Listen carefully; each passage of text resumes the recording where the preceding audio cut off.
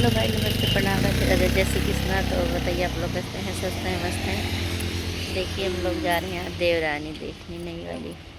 जिसको जिसको चलना हो तो आइए। हमारी मम्मी है, हम हैं और ये हमारी सारे लोग आगे बुजुर्ग गए हैं। अभी यहाँ तेल भरा रहे हैं पेट्रोल टंकी पे। जा रहे हैं देखने और देख के तब आएंगे, आप लोगों को बताएंगे कैसी है कैसी नहीं। Okay bye. और हमारे वीडियो में लास्ट तक आप लोग बने रहना। ये दिखा रहे हैं सभी लोग जा रहे हैं।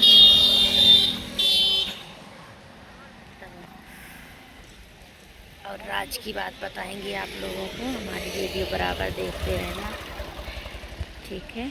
और देखिए पेट्रोल टंकी पे एक आदमी जा रहा था, कैसे घूम घूम के देखें, हम वीडियो बना रहे हैं।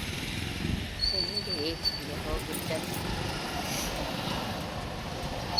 बाय बाय करो। बाय।